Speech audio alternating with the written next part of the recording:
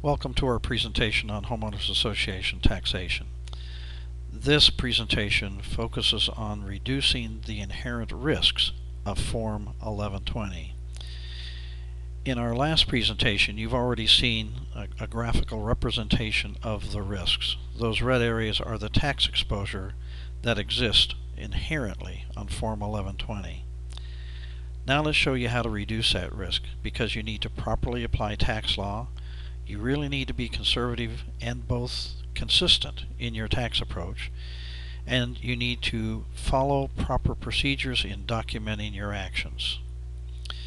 Rather than stretching tax law and creating tax risk, you can file Form 1120H.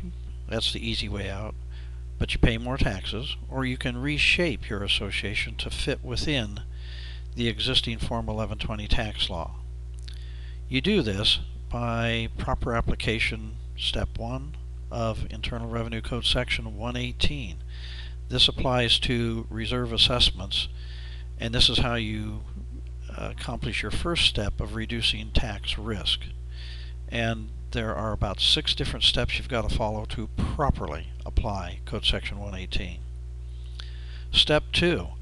Proper application of Internal Revenue Code Section 277. This relates to membership income and deduction, and you get to knock off another corner, rounding out your association and further reducing the risk. Step 3. Proper application of Internal Revenue Code Section 263 related to reserve expenditures. What this means is that under Code Section 263 you may not deduct capital expenditures. Your reserve expenditures, by definition, almost always qualify as capital expenditures and therefore cannot be deducted on Form 1120. You need to treat this properly and you knock off another corner. Finally, Step 4, proper application of Revenue Ruling 7604 reduces risk substantially. We've got 2 more presentations that deal with this very important issue, Revenue Ruling 7604, because it is so misunderstood and unfortunately misapplied. It takes a lot more effort and much higher level of knowledge to reshape your association. But this is really important, because when it comes to an IRS audit, do you want to look like this, meaning a round peg fitting into a round hole?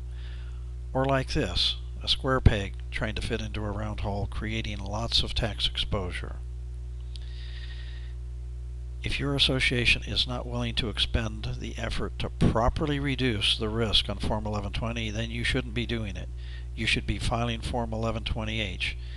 Remember, Congress made Form 1120H specifically for you to eliminate these risks. I recommend routinely that 1120H be filed to protect you from the risks of Form 1120. Virtually all of the association tax returns we do for associations that qualify to file Form 1120H are on Form 1120H.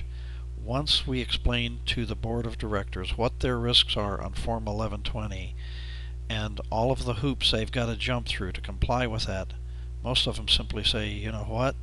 We'll avoid the risk, we'll file Form 1120H. If you are determined to go ahead and file Form 1120, or you're required to do so because you don't qualify to file Form 1120H, remember these few tips on reducing your tax exposure. Number 1, your documentation is very important. And also, the issue of substance versus form, how you do something is often just as important, if not more important, than what you do. We invite you to download our Form 1120 checklist to help you see the 11 specific steps that you must take if you want to safely file Form 1120.